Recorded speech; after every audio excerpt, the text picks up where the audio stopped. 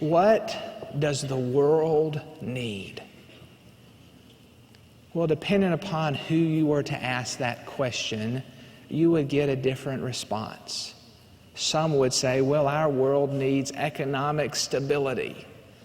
Others would say, well, we need political certainty. Others would say, well, we need military safety. What does our world need? I am convinced the greatest need of our world is to know God. You see, when we know God and we see Him as He truly is in all of His majesty and glory, it takes care of all of our problems. Well, for our world, how are they going to know God? They're going to know God through the church and through believers. But unfortunately, the church in these times, in many days, is a mess. We receive letters, I read letters nearly every day of people writing, just crying out all over the country. We wish we had a church, a Bible preaching where God was glorified through the music. Said so many churches in this day have gone off and trying all of these new shenanigans to try to entertain instead of saying this is what God has for people today. What our world needs is a pure church. In a very real sense, the eyes of the world are looking for answers. They're searching, where can we find answers to the problems that we face? And so many times they look at the church and they don't see the answer. They see bickering and they see fighting and they see entertainment, but they don't see the answer to what we're facing and the problems we're facing. I'm here to say that a church that lives and exists by God's Word has the answers.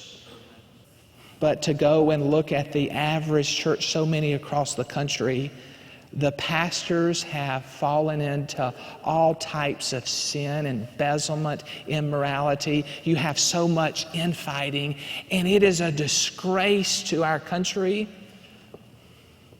but it's a disgrace to God. So this morning I come to you saying, as a church, we have a responsibility to be the church that God would have us to be. Now, this church here in Thessalonica was a great church. Paul loved this church, and really it's an example of the way church should be.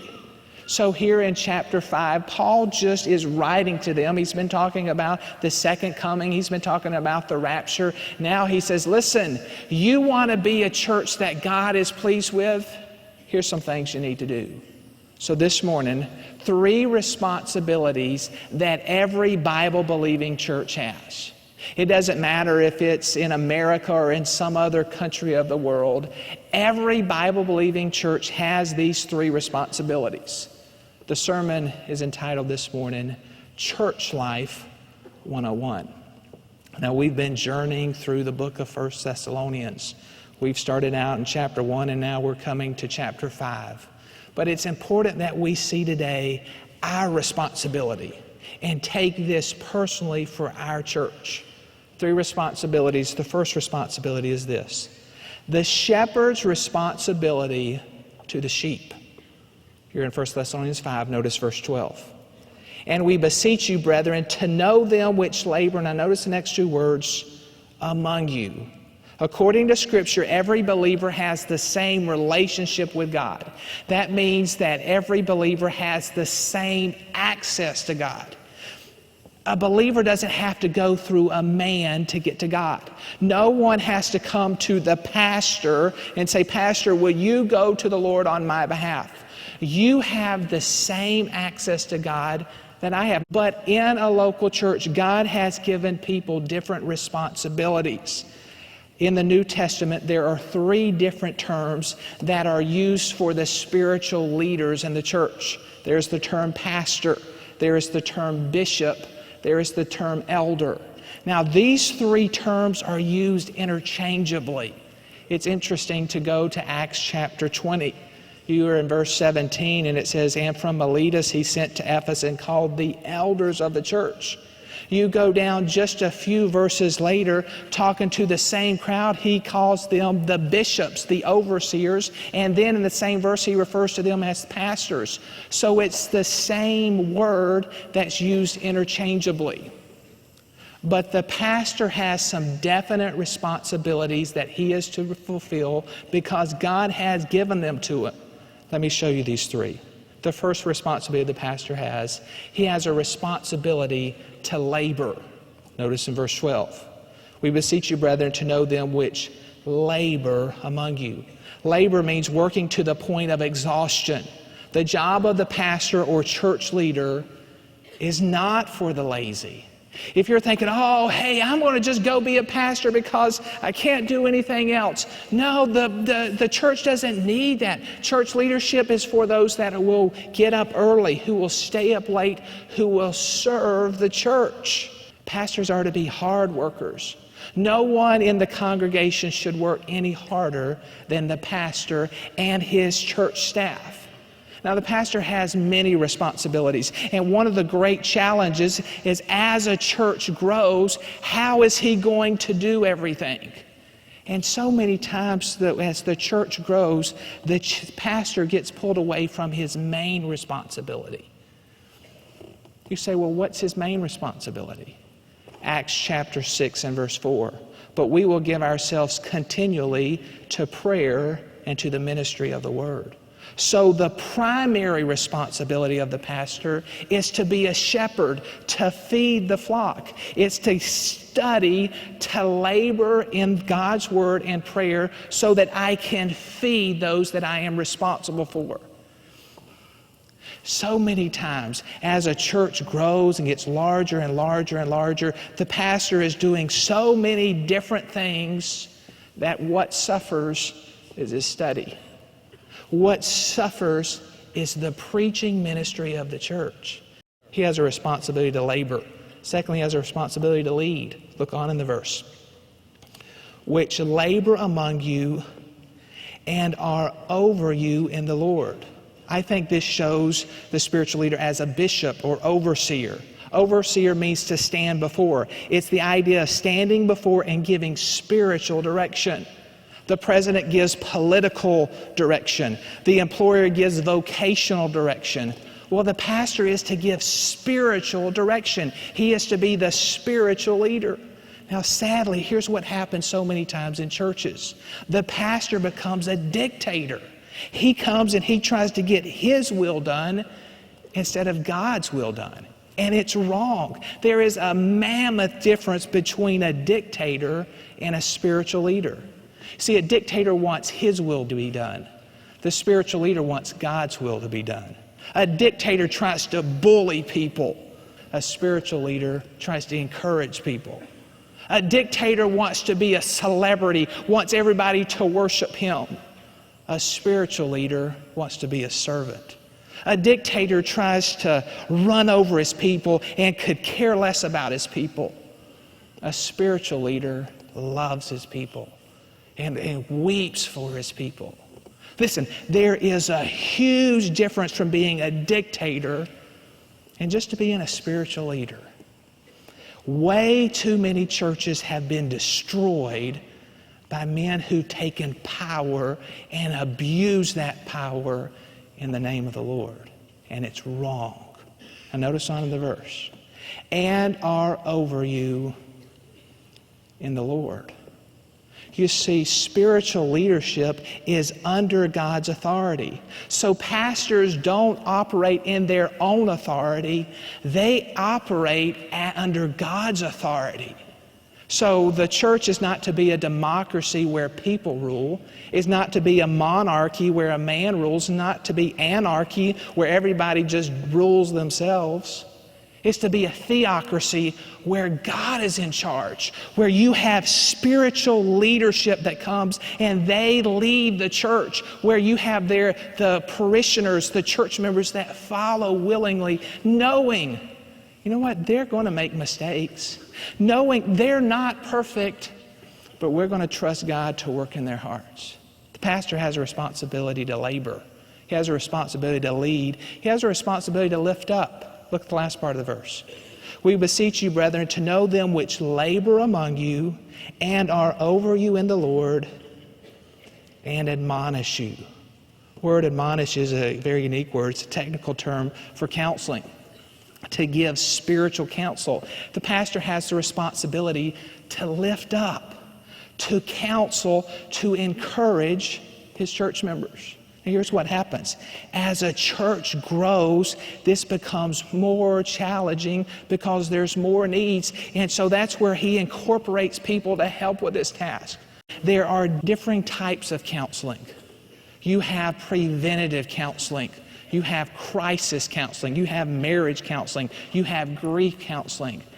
I specialize, because of time, in preventative counseling. You know what? You teach a parent how to raise their children, it's going to take care of a lot of the counseling issues later on. You help young people in their dating and relationships, that's going to take care of a lot of the marriage issues later on. So he has a responsibility to labor. He has a responsibility to lead. He has a responsibility to lift up. And we need preachers just to do their job, who will stop moaning about how tough life is and all that's going on in the world, that would just say, God, you've called me to a task. I don't care what everybody else is doing, but I'm going to do my task to the very best of my ability. The pastor's responsibility to the sheep. Second responsibility, I want you to notice the sheep's responsibility to the shepherd. Look on in verse 12. And we beseech you, brethren, to know them.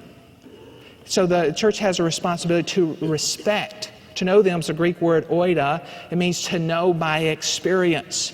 Now the connotation here is this, that believers are to know their shepherds deeply, respectfully, to value their service. It's more than just remembering their names. It's knowing them personally. It's praying for them. It's being concerned about them. It's thinking about them. Now here's what happens. So many times when we don't know our leadership, it's easy to be critical. So many times when we're not praying for those over us, it's easy just to be judgmental and saying, well, I don't like this, and I don't like this, and I don't like this. But when you're praying for the church staff, when you're praying for our lay shepherds, when you're praying for your pastor, it gives you a compassion, a concern. And Paul says here, know them. Don't be so critical. You have respect for your preacher, for your church leadership, for the staff, for the lay shepherds. When you're critical about the church and the pastor, you realize what you're doing to your kids? When you go home and you're criticizing the church, and I don't like this, and I don't like this, and I don't like that staff member, you're teaching your kids to do the same thing. And if we ever wonder, why do our kids, when they grow up, turn their back on the church? Many times it's because they heard mom and dad criticize the church for so long. The pastor has his responsibilities, and he should do his responsibilities to the best of his ability. But so does the church. The church should respect the pastor. Heard about a guy, his house was warped, so his front door jammed. Well, he had to keep a hatchet close by to pry open the door. Well, one day the preacher came to visit and knocked on the door. The guy looked out the window and he saw it was the preacher. So he yells to his son, Johnny, the preacher's here. Go get the hatchet. And a lot of times we beat up the church. We beat up the church leadership. And what we are doing when we do that, we're beating up our children in their view of God and their view of the church. The sheep have a responsibility to respect its leadership. Secondly, to revere its leadership. Look at verse 13. And to esteem them very highly in love for their work's sakes. Esteem means to regard, to think about, to express appreciation. Very highly means beyond measure. So this is more than just knowing in a respectful way. It's showing your church leadership appreciation. Why are we to revere the pastor? Well, notice what it says. It doesn't say, esteem them very highly in love for their personality's sake. I was talking to a pastor last night in another state, and this guy is just hilarious. I'm thinking, anybody could love this guy. But if your pastor doesn't have the funniest personality, you're still supposed to esteem him highly. Well, it says here, we're not to esteem him highly for his interest. Maybe he has your interest. He enjoys doing the same things that you like doing. But if he doesn't, you're still to esteem him highly, the leadership highly. You're not to esteem him highly for preferential treatment. Well, that preacher is so good about coming by here and just visiting me when I'm sick. He should do that, and he should have others that help him do that. But you shouldn't esteem him highly because he shows you preferential treatment. You say, why should we esteem him highly? Notice what the verse says. Esteem them very highly in love for their work's sake. Sheep are to hold the pastor in high regard and the leadership because of their responsibility to minister on behalf of God. And when you do this, you are teaching your children to respect God. Henry Ward Beecher, a pastor from years ago, he received a letter, he opened it up, it had one word written on it, fool. Well, the next Sunday he got up in the pulpit and he said, I've received many letters where people didn't assign their name. He said, this is the first letter I've ever received where they signed their name and didn't write the letter.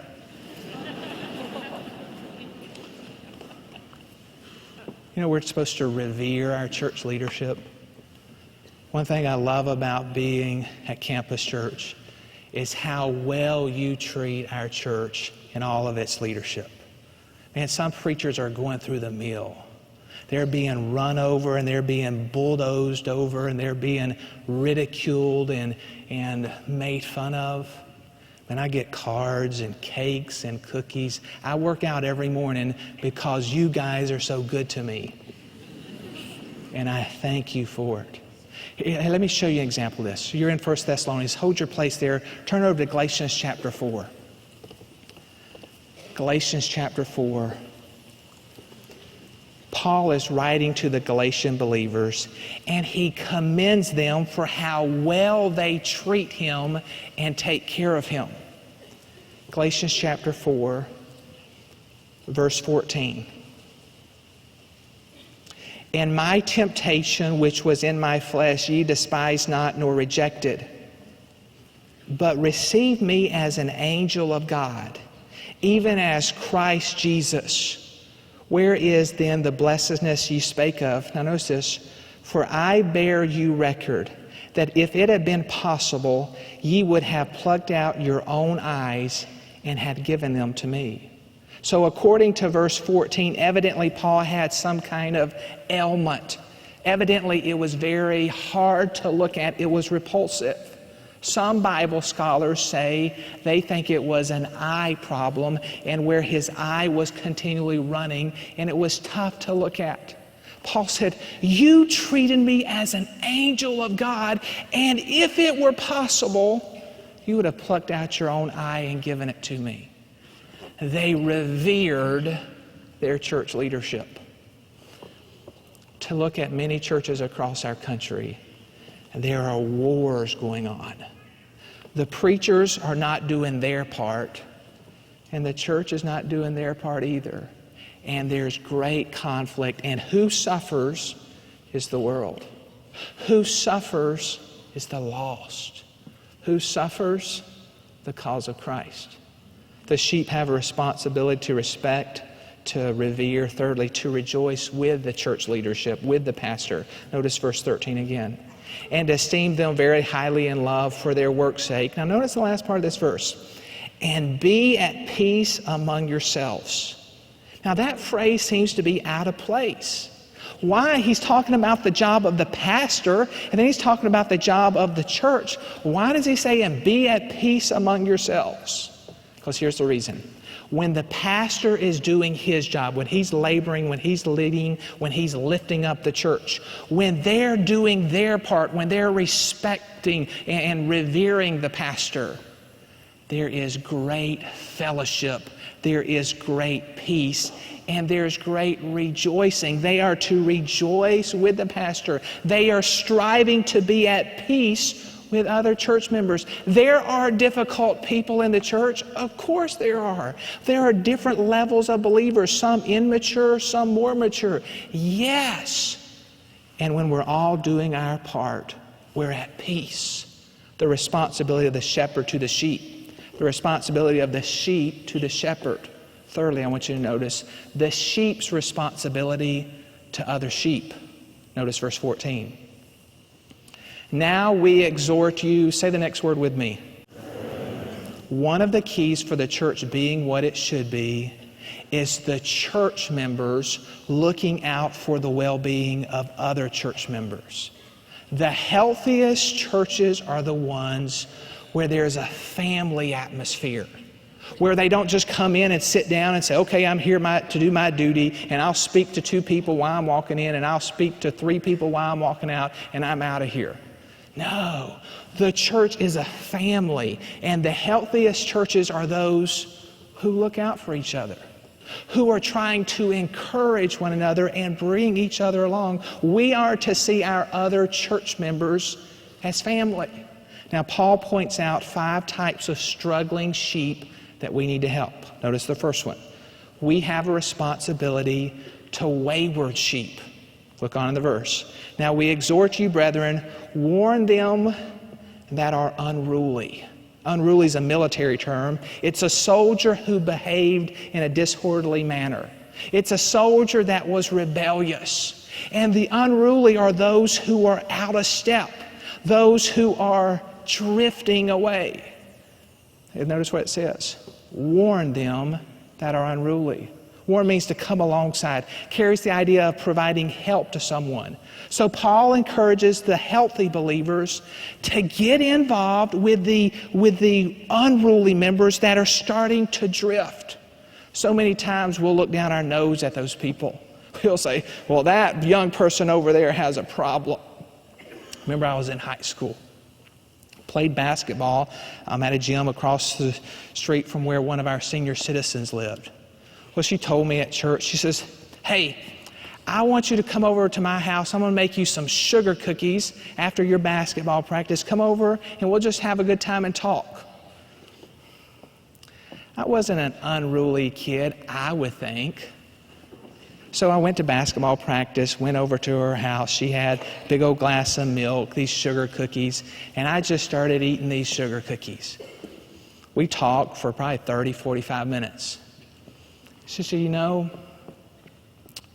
your parents are good people. You know, there's probably some temptations for you to start to wander and drift. You need to listen to your parents. You need to follow their advice because they only want what's best for you. You know what she was doing? She was warning those who had a tendency maybe to drift. We have a responsibility to wayward sheep. Secondly, we have a responsibility to worried sheep. Look on in the verse. Warn them that are unruly. Comfort the feeble-minded. Feeble-minded is faint-hearted or small-souled. The unruly are those who want to push the boundaries. The feeble-minded are those who want to stay right in the middle and not take any chances, who are just afraid of the future. These Thessalonians, some of them were faint-hearted because of persecution, and they were saying, what are we going to do? What are we going to do? And Paul says, come along, and it says, comfort them, encourage them, let them know that they can make it. Get them out there and say, hey, you got to go and make a difference for the cause of Christ. Encourage them. Every one of our church members have a responsibility to warn the unruly, to encourage the feeble-minded, to encourage the discouraged, to encourage those who are worried. The first-time parents, maybe those who are finishing college and wondering, can I get a job in this environment? Maybe those who have been unemployed for the first time, will I find a job in this environment? Our job is to come along and comfort the worried. The third responsibility we have is we have a responsibility to the weak sheep, to the wayward sheep, to the worried sheep, to the weak sheep. Look on the verse. Support the weak. The weak are those who are fragile in their faith. The new believers, the young believers, the immature believers, those that come in with habits, those that come in with hang-ups, and they are weak. Now, so many times they come into church and the weak get kicked, the weak get beat up. Paul says, no. You're going to have young believers. You're going to have immature believers. You're going to have believers that come in there. Don't kick them. Come and notice what it says. Support the weak. It means that you're supposed to get close to them and hold them firmly, to cling to prop up, so they can make it in the Christian life. So many times we shoot our wounded. So many times we beat up and we hurt our wounded. Paul says, no, you're going to have some weak. Support them, because they're your future. We have a responsibility to the wayward, to the worried, to the weak, to the wearisome. Look on in the verse. Comfort the feeble-minded. Support the weak. Be patient toward all men. Now, it's easy for healthy sheep to become frustrated with problem sheep. It's disappointing to pour your life into people and they not show a lot of growth. There are some people where you just give your life and give your life and give your life, and they don't seem to be showing a lot of progress. Paul says, hey, be patient. Those that seem to be slow at growing, those that seem to be not getting it, they're getting it. God is patient with you. Be patient with wearisome sheep. Don't cut them off. Say, fine, if you're not going to grow, then I'm done with you. No, be patient. I love receiving notes. I love receiving cards, and I save them. The other day I came across a box of notes from years ago. Back in the youth pastor days. I remember reading this one note. Dear Pastor Jackson, may seem that you're not getting through to us, but I want you to know you are. And it's true. There are some people that you're going to encourage and you're going to try to help and you're going to try to do for. And there you're wondering, are they getting this? Are they growing? Are they maturing? Be patient. Keep going. God is patient with you. You should be patient with them. We have a responsibility to wearisome sheep. Last responsibility. We have a responsibility to wicked sheep. Notice verse 15. See that none render evil for evil unto any man, but ever follow that which is good, both among yourselves and all men. Christians are never to retaliate to evil done to them by returning evil. What does he say? But follow that which is good, both among yourselves and to all men. Here's what I know. As you're doing good, as you are fulfilling your responsibilities in a local church, there are going to be those who hurt you. When that happens, you return good to them, because that's what Christ did for you.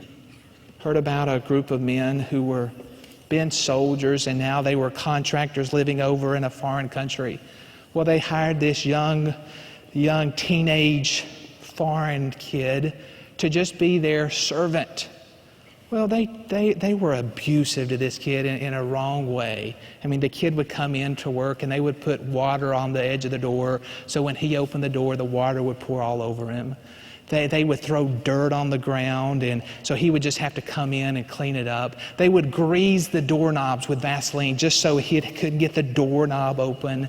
They abused this kid. Well, they were apologetic for it, and they said, listen, we've tortured you and we've been unfair to you, and we want to apologize, and we want you to know we're not going to do it any longer.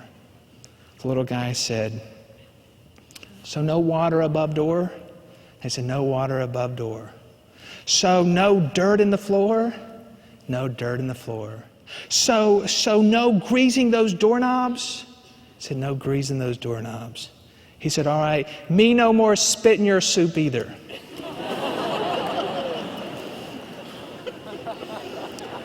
And listen, so many times that's what we do. When someone treats us unjustly, we retaliate and we do evil back toward them. And as Christians, listen, we are the church. We are to be an example to the world. When people treat us in an unfair manner, we're to do good to them. Charles Spurgeon was pastor in London, same time Joseph Parker was pastoring in London. They were pastoring across town. Well, Joseph Parker one day got up and he commented about the orphans that Charles Spurgeon ran in his orphanage, and he really gave him a compliment. He says, Charles Spurgeon takes the lowest of society and he helps them. Well, when the word got back to Spurgeon, he heard it as he was saying that he didn't take care of his orphans. So the next Sunday, he got up in his pulpit and he just blasted Joseph Parker. Well, Spurgeon's sermons were printed in the newspaper, so all of London knew that Joseph Parker had been blasted. So the next Sunday, the church was filled, wondering how he would respond to Spurgeon's attack. Reporters were there. Many people were there. Joseph Parker got up. He said, "It's the third Sunday of the month. This is the Sunday that Dr. Spurgeon takes an offering for his orphanage. Well, he's not in the pulpit today, and so his offering is probably going to be down. I want us to take up our offering for his orphanage." Well, they began to take up offering, and I love this. They had to go empty the offering plates 3 times because they took up so much money. The next day, Mr. Parker got a knock at his door. It was Spurgeon. Spurgeon says, "Sir, you gave me not what I deserved. You gave me what I needed." And that's what we're to do.